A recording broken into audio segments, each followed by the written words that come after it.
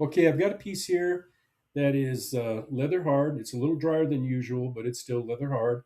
It's was stained earlier, and I'm going to do the relief carving on the piece here. It's on my Lockerbie kick wheel where I do the carving. It's thrown on an electric Pacifica wheel when the piece is made itself, and sometimes I'll do the cleanup of the bottom on that. But in this case here, I haven't cleaned up the base, as you can see on the top end of the piece there.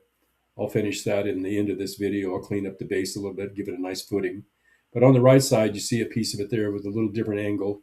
You can see the pattern a little better, how it takes the shape or the form of the bowl.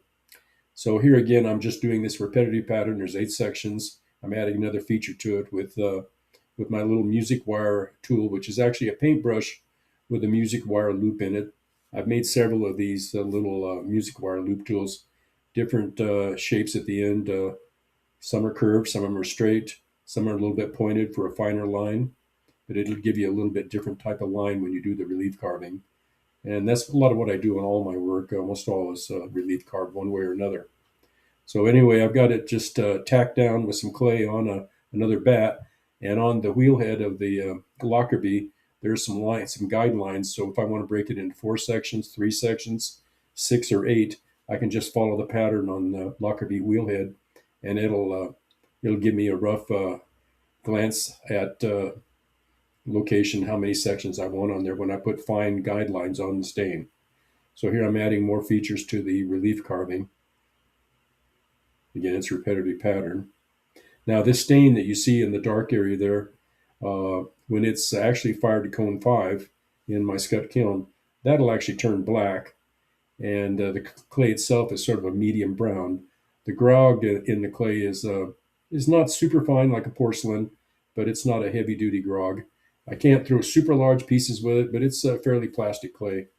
I've used it for quite a while because I like my pieces. You can see they have a lot of curves in them and things, and I like surface area to carve on. So here I've got most of the basic parts of the pattern done, and now I'm starting to do a little bit of cleanup on the base there.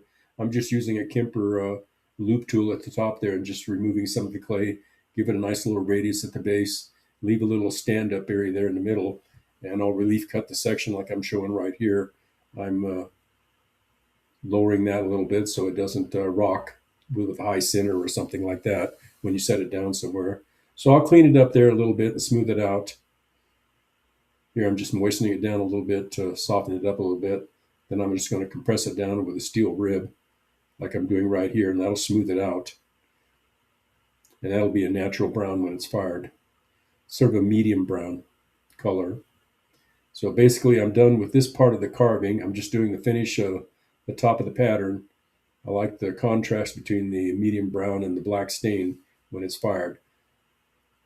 When the piece is all completed, with the carving, it'll be allowed to air dry, and then it'll be loaded in with other pieces in the Scott kiln, and it'll be bisque fired. And then after that, it'll be taken out, and it'll have a semi-transparent glaze applied to it, and that glaze will be fired to about cone 5, and it's again a semi-transparent glaze, which will allow me to see this the red oxide in this video. It'll turn sort of a satin black, and I'll be able to see that through the semi-transparent glaze. So a lot of those patterns, I like to see the patterns since I've been spent so much time carving on them, make sure they stand out. And it's kind of what I've done for a long time. On some of my larger pieces, it shows up a little different. This is a piece when it's sitting on the base. You can see the lip on it, and it'll have the semi-transparent glaze on the inside also. Anyway, thanks for watching. I enjoy carving these. I always look forward to carving a nice piece of pot.